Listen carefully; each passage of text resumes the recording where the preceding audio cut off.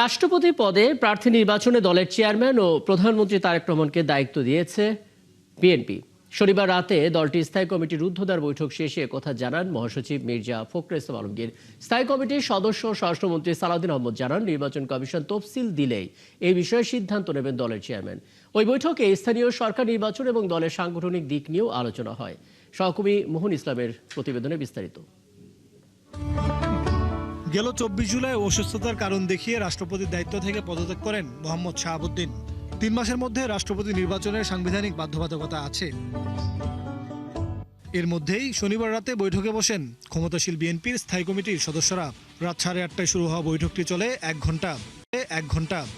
বৈঠকে দলের সাংগঠনিক বিষয় নিয়ে আলোচনা হয়। তবে বেশি গুরুত্ব পায় রাষ্ট্রপতি পদে কাকে মনোনয়ন দেওয়া হচ্ছে সে বিষয়ে বৈঠক শেষে সাংবাদিকদের উত্তর দেন নেতারা। আমাদের দলের পক্ষ থেকে আমাদের রাষ্ট্রপতি নির্বাচনের প্রার্থী নির্বাচন, কবে নির্বাচন হবে, সব দায়িত্ব আমাদের দলের চেয়ারম্যান এবং মাননীয় প্রধানমন্ত্রী জনাব তারেক রহমানের উপরে ন্যস্ত করা হয়েছে। তফসিল ঘোষণা করলে দলের পক্ষ থেকে প্রার্থী কে হবেন সেই দায়িত্ব আমরা মাননীয় চেয়ারম্যান হিসেবে আমাদের মাননীয় প্রধানমন্ত্রীর উপরে স্থায়ী কমিটির সেই সিদ্ধান্ত নেওয়ার দায়িত্ব আমরা মানে চেয়ারম্যান হিসেবে, দলের চেয়ারম্যান হিসেবে তার উপরেই ন্যস্ত করেছি। রাষ্ট্রপতি নির্বাচন কি সংসদের নিয়মিত অধিবেশন হবে নাকি ডাকা হবে জরুরি অধিবেশন, প্রশ্ন ছিল এ নিয়েও। নির্বাচন কমিশন তফসিল ঘোষণা করলে মনোনয়নপত্র বিক্রি হবে, জমা হবে, যাচাই বাছাই হবে।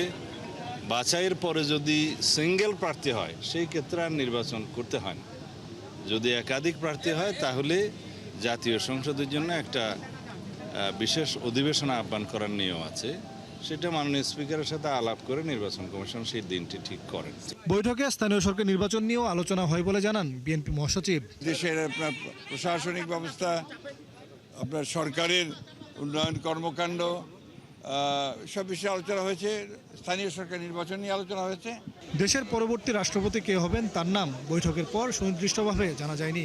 সেক্ষেত্রে দলের শীর্ষ পর্যায়ের কোনো নেতাই পেতে পারেন বিএনপির মনোনয়ন, এমনটাই মিলছে আভাস। মোহন ইসলাম, 71, ঢাকা। প্রধানমন্ত্রী তারেক রহমানের নেতৃত্বে বাংলাদেশ এখন স্থিতিশীলতার পথে বলে মন্তব্য করেছেন মার্কিন প্রেসিডেন্টের বিশেষ দূত সার্জিও গর। সকালে তেজগাঁওয়ে প্রধানমন্ত্রীর কার্যালয়ে বৈঠক শেষে তিনি তারেক রহমানের নেতৃত্বের উচ্ছ্বসিত প্রশংসা করেন। বিনিয়োগের জন্য আগামী সপ্তাহ শেষেই মার্কিন 25টি কোম্পানির প্রতিনিধি দল বাংলাদেশ সফরে আসবেন বলেও আশ্বাস দেন ট্রাম্পের বিশেষ দূত। বিস্তারিত জানাচ্ছেন শফিকুল হক। 3 দিনের সরকারি সফরে বৃহস্পতিবার ঢাকায় এসেছেন যুক্তরাষ্ট্রের দক্ষিণ ও মধ্য এশিয়া বিষয়ক বিশেষ দূত সার্জিও গর। সফরের শেষ দিনে প্রধানমন্ত্রী তারেক রহমানের সঙ্গে দেখা করেন তিনি। শনিবার সকাল 9:30টায় তেজগাঁওয়ে প্রধানমন্ত্রীর কার্যালয়ে আধা ঘন্টা ধরে চলে বৈঠক। সার্জিও গরের এই সফরকে বাংলাদেশ যুক্তরাষ্ট্র সম্পর্কের চলমান সংলাপের অংশ হিসেবেই দেখা হচ্ছে। বৈঠক শেষে সার্জিও গর জানান, প্রধানমন্ত্রী তারেক রহমানের সঙ্গে অত্যন্ত ফলপ্রসূ আলোচনা হয়েছে। খুব সুন্দর ফলপ্রসূ বৈঠক হয়েছে প্রধানমন্ত্রী তারেক রহমানের সঙ্গে। প্রত্যাশা করি সামনের দিনে দুদেশের পারস্পরিক সম্পর্ক আরও এগিয়ে যাবে। খুব শীঘ্রই মার্কিন ব্যবসায়ীদের একটি প্রতিনিধি দল বাংলাদেশ সফর করবেন বলেও জানান গর। সেই সফরে বাংলাদেশে কোন কোন খাতে বিনিয়োগ করবেন সেটির সম্ভাব্যতা যাচাই করবেন তারা। We have seen some of that already come out this week. We have lowered our travel advisory for Bangladesh. মার্কিন ব্যবসায়ীরা বাংলাদেশে বিনিয়োগের জন্য আগ্রহী। শীঘ্রই বিনিয়োগকারীদের একটি প্রতিনিধি দল বাংলাদেশ সফর করবেন। সেখানে কোন খাতে বিনিয়োগ করা যায় তার সম্ভাব্যতা যাচাই করবেন ব্যবসায়ীরা। And the message that we want to make sure that gets out there between our two sides is that there's incredible potential. And whether that relates to the pharma industry, whether that relates to IT, there's a lot that the United States and Bangladesh can do together, and we look forward on building on that. সংবাদ সম্মেলনে বৈঠকের বিস্তারিত জানায় প্রধানমন্ত্রীর কার্যালয়। মুখপাত্র মাহাদি আমিন বলেন, সামনের দিনে যুক্তরাষ্ট্রের সঙ্গে বাংলাদেশের সম্পর্ক আরও জোরদার হবে। আগামী সপ্তাহের শেষ নাগাদ যুক্তরাষ্ট্রের প্রথম সারির 25টি কোম্পানি থেকে প্রায় 45 জন শীর্ষ কর্মকর্তা আসবেন এবং মাননীয় প্রধানমন্ত্রীর উপর এবং ওনার নেতৃত্বের উপর যে আস্থা আজকে আমরা সারা বিশ্বব্যাপী দেখছি, তার একটা প্রতিফলন হিসেবে যুক্তরাষ্ট্রের স্টেট ডিপার্টমেন্ট যে ট্রাভেল অ্যাডভাইজারি করে, যেখানে বিভিন্ন দেশে ট্রাভেলিংয়ের ক্ষেত্রে ওনাদের যে লক্ষ্যমাত্রা থাকে সেটা প্রতিফলিত হয়, সেখানে কিন্তু লেভেল 3 থেকে লেভেল 2-তে উন্নীত করা হয়েছে। দক্ষিণ ও মধ্য এশিয়া বিষয়ক বিশেষ দূতের দায়িত্ব নেওয়ার পর এটি সার্জিও গরের প্রথম ঢাকা সফর। শফিকুল হক, ৭১, ঢাকা। আমদানি রপ্তানি আরও সহজ ও গতিশীল করতে ব্যবসায়ীদের পরামর্শে দেশের সকল বন্দর এবং এয়ারপোর্টে ২৪ ঘন্টা খোলা রাখার নির্দেশ দিয়েছেন প্রধানমন্ত্রী তারেক রহমান। দেশের শীর্ষ শিল্প প্রতিষ্ঠানের কর্ণধারদের একাংশের সঙ্গে দীর্ঘ বৈঠক শেষে প্রধানমন্ত্রী এই নির্দেশনার কথা জানিয়েছেন তার উপদেষ্টা এবং কার্যালয়ের মুখপাত্র মাহদি আমিন। আগামীতে বেসরকারি খাতের প্রতি সরকারের পলিসি সাপোর্ট থাকবে বলে জানান তিনি। ওদিকে বিনিয়োগ বান্ধব পরিবেশ নিয়ে সরকারের উদ্যোগকে স্বাগত জানিয়েছেন ব্যবসায়ী প্রতিনিধিরাও। শফিকুল হকের আরেকটি প্রতিবেদন। দেশের বেসরকারি খাতের বিদ্যমান সমস্যা, জ্বালানি সংকট ও করণীয় ঠিক করতে শীর্ষস্থানীয় ব্যবসায়ীদের সঙ্গে বৈঠক করেছেন প্রধানমন্ত্রী তারেক রহমান। সকাল 10:30টায় প্রধানমন্ত্রীর কার্যালয়ে শুরু হয় বৈঠক, চলে 3.5 ঘন্টারও বেশি। কিভাবে বন্ধ কারখানা চালু করে কর্মসংস্থান সৃষ্টি করা যায় এ নিয়ে ব্যবসায়ীদের সহযোগিতা চেয়েছেন সরকার প্রধান। আর্থিক প্রণোদনা, জ্বালানি সহায়তা ও বেসরকারি খাতের জন্য আইনি কাঠামো সহজীকরণ ও হয়রানি মুক্ত করার আহ্বান জানিয়েছেন ব্যবসায়ীরাও। আলাপ অত্যন্ত ফলপ্রসূ হয়েছে। আমরা গত মিটিংয়ে যা বলছি এটার ফলো আপ হিসেবে 8টা 9টা, গতবারের ভেতর 20টা আইটেম ছিল, এর মধ্যে থেকে 8 থেকে 9টা আইটেম ইতিমধ্যে সরকার কার্যকরী পদক্ষেপ নিয়েছে, আর বাকিগুলোর সম্বন্ধে কাজ করছে। বৈঠক শেষে এমজিআই চেয়ারম্যান মোস্তফা কামাল জানান, আন্তরিকতার সঙ্গে ব্যবসায়ীদের কথা শুনেছেন প্রধানমন্ত্রী। বেসরকারি খাত এগিয়ে নিতে সরকারের নীতির প্রশংসাও করেছেন তিনি। সরকারের এখন খুব তড়িৎ কাজ করতে হবে, বিশেষ করে জ্বালানি, বিদ্যুৎ, তারপরে আসে আনুষঙ্গিক অন্যান্য সমস্যা। বর্তমান এই দেশের মিডল ইস্টের এই যে প্রাইস হাইকের পরিপ্রেক্ষিতে কি করতে হবে সেগুলো ব্যবসায়ীদের সাথে, এবং এক্সপোর্ট কিভাবে করতে হবে। $100 বিলিয়ন, এখন 54 to 101 ট্রিলিয়ন ডলার, এটা নিয়েও ধাপে ধাপে কি করতে হবে, সমস্ত ইকোনমিক জোনগুলো সহ বিভিন্ন নানা সবগুলো নিয়ে অত্যন্ত ফলপ্রসূ আলোচনা হচ্ছে। আমরা অত্যন্ত সন্তুষ্ট, সরকার চেষ্টা করতেছে, আমরাও বিনিয়োগ করছি। এই অসুবিধাগুলো কেটে গেলে আগামী 1 থেকে 1.5 বছরের মধ্যে, কারণ এফএসআরইউ আসতে আসতে সময় লাগতেছে 1 থেকে 1.5 বছর। পরে প্রধানমন্ত্রীর উপদেষ্টা ও কার্যালয়ের মুখপাত্র মাহদি আমিন জানান, দীর্ঘ ফ্যাসিবাদের কারণে এখন রাষ্ট্র ব্যবস্থার অনেক কাঠামো ঠিক করতে হচ্ছে। বিশেষ করে বিদ্যুৎ ও গ্যাসের সমস্যা নিরসনে বিশদ আলোচনা হয়েছে ব্যবসায়ীদের সঙ্গে। বিদ্যুৎ এবং গ্যাসের যে ঘাটতি রয়েছে, কিভাবে আমরা এনার্জি সেক্টরে যে লং টার্ম ধরে চলে আসা সমস্যা সেটা সমাধান করব, কিভাবে আমাদের এনার্জি সিকিউরিটিটাকে আরেকটু এনহ্যান্স করব, বাংলাদেশে দেশি এবং বিদেশি বিনিয়োগ বাড়ানোর জন্য আমাদের এনবিআর বা ট্যাক্সের কী ধরনের রিফর্ম করার প্রয়োজন রয়েছে, কিভাবে আমাদের পলিসি সাপোর্টটা এমন হবে যেখানে প্রাইভেট সেক্টর লেড একটা গ্রোথ আমরা ইনশিওর করতে পারি, সেগুলো নিয়ে আলোচনা হয়েছে। পাশাপাশি বাংলাদেশের বিভিন্ন ইনভেস্টমেন্ট সেক্টরের ক্ষেত্রে যে ইন্ডাস্ট্রি ক্লাস্টারগুলো থাকে, যেমন বেশ কিছু ইকোনমিক জোন রয়েছে, বেজা রয়েছে, বেবজা রয়েছে, সেগুলোতে কিভাবে আরও বেশি বিনিয়োগ আকৃষ্ট করা সম্ভব হয়, যেখানে জটিলতা রয়েছে সেটাকে আরও সহজতর কিভাবে করানো হয়, এগুলো নিয়ে প্রাইভেট সেক্টরের সাথে মাননীয় প্রধানমন্ত্রী আজকে আলোচনা করেছেন। আগামীতে বেসরকারি খাতের প্রতি সরকারের পলিসি সাপোর্ট থাকবে বলেও জানান এই উপদেষ্টা। ব্যবসায়ীদের চাওয়ার প্রেক্ষিতে বন্দর নিয়ে প্রধানমন্ত্রীর তাৎক্ষণিক সিদ্ধান্তের কথাও জানান মাহদি আমিন। চিটাগাং পোর্ট কিংবা ঢাকা এয়ারপোর্টে সেখানে যে কমার্শিয়াল অ্যাক্টিভিটিসগুলো রয়েছে, আমদানি রপ্তানির জন্য 24/7 সার্ভিস করা যায় কিনা মাননীয় প্রধানমন্ত্রী তাৎক্ষণিকভাবে নির্দেশনা দিয়েছেন, এবং সরকারের সকল দপ্তর মিলে নিশ্চিত করবে সামনের দিনগুলোতে যে বাংলাদেশের প্রতিটি পোর্ট যেন 24 ঘন্টা সার্ভিস প্রোভাইড করতে পারে। ইম্পোর্ট এক্সপোর্টকে আরও কীভাবে ফাস্টেনার করা যায়, আরও কীভাবে এক্সপেডিয়েট করা যায়। শফিকুল হক, ৭১, ঢাকা। সংবিধানের কাঠামোগত সংস্কার না করে সংশোধন করলে নতুন করে ফ্যাসিবাদ তৈরি হবে বলে আশঙ্কা করছে জামাত ইসলামী। বিকেলে রাজধানীতে এক সমাবেশে দলটির সেক্রেটারি জেনারেল অধ্যাপক মিয়া গোলাম পরোয়ার এ অভিযোগ করেন। প্রধানমন্ত্রীকে ভুল বুঝিয়ে তার আশপাশে কিছু লোক দেশকে আবারও ফ্যাসিবাদের দিকে নিয়ে যাচ্ছে। বিস্তারিত সাদুজ্জামান সাকিবের প্রতিবেদনে। গণভোটের রায় বাস্তবায়ন ও জুলাই গণহত্যার বিচারের দাবিতে বিকেলে মহাখালীতে এই গণমিছিল বের করে জামায়াতের ঢাকা মহানগর উত্তর শাখা। নানা স্লোগান সম্বলিত ফেস্টুন, প্লাকার্ড হাতে মিছিলে যোগ দেন দলের হাজারো নেতাকর্মী। মিছিলের আগে সমাবেশে নেতারা বলেন, বিভিন্ন স্থানে জুলাই যোদ্ধাদের উপর আঘাত করে জুলাইকে অপমান করছে সরকার। এনসিপির ছেলেদের কারণে আজকে উনি প্রধানমন্ত্রী হতে পেরেছেন। আজকে তিনি বাজারে টুক লুকাইদেরকে তার ভিতরে লেলিয়ে দিচ্ছেন, এটা প্রতিহত করতে হবে। বাংলাদেশে আর আধিপত্যবাদ মাথা চাড়া দিতে পারবেন না। মাথা চাড়া দিয়ে দেওয়ার তো দূরের কথা, তাদের চুল দেখার সাথে সাথে জুলাই যোদ্ধারা 18 কোটি মানুষ শুধু টিল মেরেই ওদের মাথাকে গুড়িয়ে দিবে। এ সময় জামায়াতের সেক্রেটারি জেনারেল বলেন, ক্ষমতায় গিয়ে জুলাই সনদের কথা ভুলে গেছে বিএনপি সরকার। সংবিধান সংস্কার না করে সংশোধন করলে ফেসিবাদ নির্মূল হবে না বলেও দাবি করেন তিনি। 84টি সংস্কার প্রস্তাবের মৌলিক এই সংবিধানের কাঠামোগত পরিবর্তন না করে আর যা করতে চায় সেটা একেবারে ইম্যাটেরিয়াল, তাতে সংবিধানের ফ্যাসিবাদী চরিত্রের কোনো পরিবর্তন হবে না। বিএনপির ইচ্ছা অনুযায়ী নয়, বরং গণভোটে 70% লোক ভোট দিয়ে ভোট দিয়ে 84টি বিষয়ে যে একমত হয়েছে ওই গণভোটের গণরায়কেই আমাদেরকে মানতে হবে।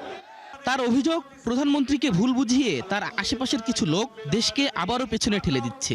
প্রধানমন্ত্রীকে ভুল বুঝিয়ে চারিপাশের কিছু লোক সেই গণভোটের রায় থেকে বিএনপি সরকারকে তারা পিছনে নিয়ে যাচ্ছে, ফ্যাসিবাদের দিকে দেশকে ধাবিত করছে।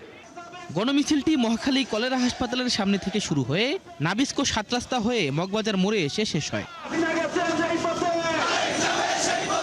শাহেদুজ্জামান সাকিব, 71, ঢাকা।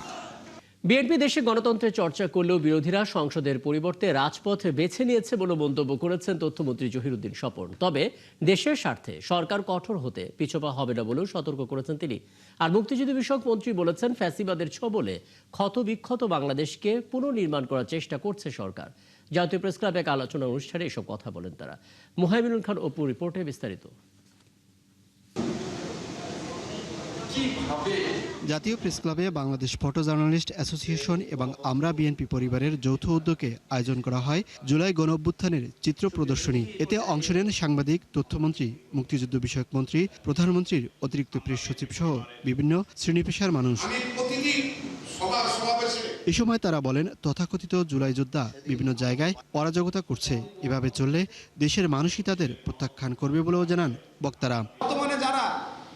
এই যে জুলাই যোদ্ধা দাবিদার, তারা বিভিন্ন জায়গায় অরাজকতা করছে, এটা কিন্তু সঠিক না, এটা কিন্তু ঠিক না, এটা করা উচিত না। আপনারা কিন্তু একদিন এই দেশের মানুষের দ্বারাই প্রত্যাখ্যিত হবেন। এ সময় মুক্তিযুদ্ধ বিষয়ক মন্ত্রী বলেন, ফ্যাসিবাদের ছবলে ক্ষতবিক্ষত দেশকে পুনর্নির্মাণের চেষ্টা করছে বিএনপি সরকার। আমরা সকলে নিরন্তর চেষ্টা করছি যে ফ্যাসিবাদের ছবলে ক্ষতবিক্ষত বাংলাদেশকে পুনর্নির্মাণ করবার জন্যে, আর সেই পুনর্নির্মাণ করবার জন্যে আমরা প্রতিশ্রুতিবদ্ধ। অনুষ্ঠানে তথ্যমন্ত্রী বলেন, বিএনপি গণতন্ত্রের চর্চা করতে চাইলেও কেউ কেউ সংসদের পরিবর্তে রাজপথ বেছে নিয়েছে। পার্লামেন্টের ছোটখাটো নাটককে রাজপথে এনে আরও বেশি ওটাকে বাষ্প দিয়ে দেন সোশ্যাল মিডিয়াতে নানান রকম যুদ্ধে লিপ্ত করার একটা প্রকল্প কেউ কেউ হাতে নিয়েছে। যারা সমস্যা তৈরি করবেন, আমরা তাদের সঙ্গে গঠনমূলকভাবে সমাধানের চেষ্টা করব, কিন্তু আঙুল যদি বাঁকা করতে হয় রাষ্ট্রের প্রয়োজনে, দেশের প্রয়োজনে, জাতির প্রয়োজনে, জনগণের প্রয়োজনে, সরকারকে তো অবশ্যই তা করতে হবে। শেষ মুহূর্ত পর্যন্ত আমরা চেষ্টা করব শান্তিপূর্ণভাবে এই বিষয়গুলিকে সমাধান করতে। অনুষ্ঠান শেষে জুলাই গণঅভ্যুত্থানের চিত্র প্রদর্শনী ঘুরে দেখেন অতিথিরা। মুহাইমিনুল খান অপু, 71, ঢাকা। সমাজের সব অন্ধত্ব দূর করতে হবে, নয়তো স্বৈরাচার বারবার ফিরে আসবে, এমন মন্তব্য করেছেন তথ্য সম্প্রচার মন্ত্রী জহিরুদ্দিন স্বপন। বলেছেন, এত ত্যাগের বিনিময়ে যারা দেশে পরিবর্তন এনে দিয়েছেন সেসব জুলাই যোদ্ধাকে ভুলে যাওয়া যাবে না। বিকেলে জাতীয় জাদুঘরে জুলাই আন্দোলন ও গুলিবিদ্ধ 2 চোখ এই বইয়ের মোড়ক উন্মোচন অনুষ্ঠানে মন্ত্রী এসব কথা বলেন। সমাজের সমস্ত অন্ধত্ব দূর করতে হবে, তা না হলে ফ্যাসিবাদ বারবার সমাজকে এইভাবে কিন্তু আক্রমণ করবে। আমাদেরকে এভাবেই কিন্তু বারবার রক্ত দিতে হবে। একটা জাতি এভাবে পর্যায়ক্রমে বারবার শুধুমাত্র আন্দোলন সংগ্রামের মধ্যে যদি আমরা আটকে থাকি, জাতির উন্নতি কখন করব আমরা? মেট্রো রেলের 2 স্টেশনে বোমার মতো বস্তু সন্দেহে আতঙ্কের মধ্যেই স্বস্তির খবর দিল পুলিশ। পরীক্ষা নিরীক্ষার পর সেখানে কোনো ধরনের বিস্ফোরক পাওয়া যায়নি বলে জানিয়েছে সিটিটিসি। বিকেলের সংবাদ সম্মেলনে সিটিটিসির কর্মকর্তারা জানান, মিরপুর 10 মেট্রো স্টেশনে উদ্ধার হওয়া প্যাকেটগুলোতে পান, সুপারি এবং জর্দা পাওয়া গেছে। আর ফার্ম গেটে একটি বস্তার ভেতরে ছিল ময়লা আবর্জনা। বাকরে জানাচ্ছেন মহিম মিজান। শনিবার সকালে মেট্রো রেলের মিরপুর 10 ও ফার্মগেট স্টেশনে দুটি পরিত্যক্ত ব্যাগ পাওয়া যায়। এতে জনমনে তৈরি হয় আতঙ্ক। এ কারণে মেট্রো রেলের দুটি স্টপেজ কিছু সময়ের জন্য বন্ধও রাখা হয়। বিষয়টি জানার পর ঘটনাস্থলে আসে পুলিশের বম ডিসপোজাল ইউনিট। ব্যাগটি উদ্ধার করে তল্লাশি করে মিরপুর স্টেশনে থাকা বস্তায় পান ও জর্দার কৌটা পায় তারা। এবং ফার্মগেটের একটি পিলার পাশে একটি সন্দেহভাজন যে বস্তা, সেটি একেবারে খালি ছিল বলে জানায় তারা। বিষয়টি গণমাধ্যমে সংবাদ প্রকাশ হলে এক ধরনের আতঙ্কের সৃষ্টি হয়। বিকেলে এক সংবাদ সম্মেলনে সিটিটিসির যুগ্ম কমিশনার এই জাতীয় তথ্যে আতঙ্কগ্রস্ত না হবার আহ্বান জানান। সিটিটিসি বলছে, মিরপুর এবং ফার্মগেটের ঘটনাগুলো বিচ্ছিন্ন এবং এর সঙ্গে কোনো সমন্বিত নাশকতার তথ্য এখনো পর্যন্ত পাওয়া যায়নি। তবে সম্ভাব্য ঝুঁকি মোকাবেলায় গোয়েন্দা নজরদারির জোরদার রাখা হয়েছে। মুন্সি শাহাবুদ্দিন বলেন, গোয়েন্দা তথ্যের কোনো ঘাটতি নেই, বিভিন্ন সংস্থা সমন্বিতভাবে কাজ করছে এবং গোয়েন্দা কার্যক্রম অব্যাহত রয়েছে। যে কোনো ধরনের নাশকতা মোকাবেলায় মাঠ পর্যায়ের সতর্ক অবস্থান রয়েছে বলে জানান এই কর্মকর্তা। এখানে আসলে রহস্যের কিছুই নেই। আমরা তো বলেছি যে মতিঝিল 10 মেট্রো রেলে যেটা পাওয়া গেছে সেটা তো বোমা না এবং সেখানে ক্ষতিকর কোনো বস্তু নেই, সুতরাং এখানে আতঙ্কিত হওয়ার কিছু নেই। তো আমরা আপনাদেরকে বলবো যে আপনারা এই বিষয়ে জনগণকে সংবাদ প্রচারের ক্ষেত্রে সেক্ষেত্রে এই বিষয়গুলিকে নজরে রাখবেন। জি, ফার্মগেটে যেটা পাওয়া গেছে সেটাও কিন্তু বোমা সদৃশ প্রথমে মনে করা হয়েছিল, কিন্তু পরবর্তীতে আমাদের তো আমরা বলেছি সেটা আসলে একটা আবর্জনার ব্যাগ ছিল এই ধরনের, সেটাতে আতঙ্কিত হওয়ার কিছু নেই। তবে আশুলিয়ার ঘটনায় বিস্ফোরকের উপস্থিতি পাওয়া গেছে বলে জানিয়েছেন তিনি। সেখান থেকে উদ্ধার করা একটি প্রেসার কুকারের ভেতরে বোমা ছিল বলে প্রাথমিক তদন্তে নিশ্চিত হওয়া গেছে। ঘটনাটিকে গুরুত্বের সঙ্গে তদন্ত করছে সংশ্লিষ্ট সংস্থাগুলো। তিনি আরও জানান, গত 5 আগস্টের পর বিভিন্ন কারাগার থেকে পলাতক ব্যক্তিদের একটি তালিকা সিটিটিসির কাছে রয়েছে। তাদের শনাক্ত ও গ্রেফতারে প্রয়োজনীয় কার্যক্রম চলমান আছে। যারা পালিয়ে গেছে এবং তাদেরকে গ্রেফতারের জন্য আমাদের তো প্রচেষ্টা অব্যাহত আছে। আমরা আমাদের যে নিজস্ব কাজ প্রক্রিয়া, আমাদের গোয়েন্দা মনিটরিং বা অন্যান্য যে প্রক্রিয়া, সেই প্রক্রিয়া তো আমরা অব্যাহত আছে এবং তাদেরকে গ্রেফতারের প্রক্রিয়া আমাদের অব্যাহত আছে। সিটিটিসি কর্মকর্তা গুজবে কান না দিয়ে কোথাও কোনো পরিত্যক্ত বা সন্দেহভাজন বস্তু দেখা গেলে তা স্পর্শ না করে দ্রুত আইন শৃঙ্খলা বাহিনীকে জানানোর অনুরোধ করেছেন। সুতরাং এটি বিচ্ছিন্ন ঘটনা, এদের মধ্যে আমরা এখন পর্যন্ত একটু যোগসূত্র পাইনি। মহিম মিজান, ৭১, ঢাকা। দেশ জুড়ে পুলিশের ব্যবহৃত যানবাহনকে লক্ষ্য করে সম্ভাব্য নাশকতার আশঙ্কায় সর্বোচ্চ সতর্কতা জারি করা হয়েছে। শনিবার এক জরুরি বার্তায় নির্দেশনা দিয়েছে পুলিশ সদর দপ্তর। উগ্রবাদী সংগঠনের সদস্য বা দুষ্কৃতকারীরা পুলিশের জিপ, পিকআপ, বাস সহ বিভিন্ন যানবাহনের উপর হামলা চালাতে পারে। গোয়েন্দা সংস্থার এমন তথ্যের ভিত্তিতে মাঠ পর্যায়ে সব ইউনিটকে তাৎক্ষণিক নিরাপত্তা ব্যবস্থা জোরদারের নির্দেশ দেওয়া হয়েছে। ওই নির্দেশনায় বলা হয়েছে, পুলিশের যানবাহনের নিরাপত্তা নিশ্চিত করতে কোনো ধরনের শিথিলতা বা অবহেলার সুযোগ নেই। বিশেষ করে ডিউটির সময় এবং ডিউটি শেষে পার্কিং করা যানবাহনের নিরাপত্তা নিশ্চিত করতে সর্বোচ্চ সতর্কতা অবলম্বন করতে হবে।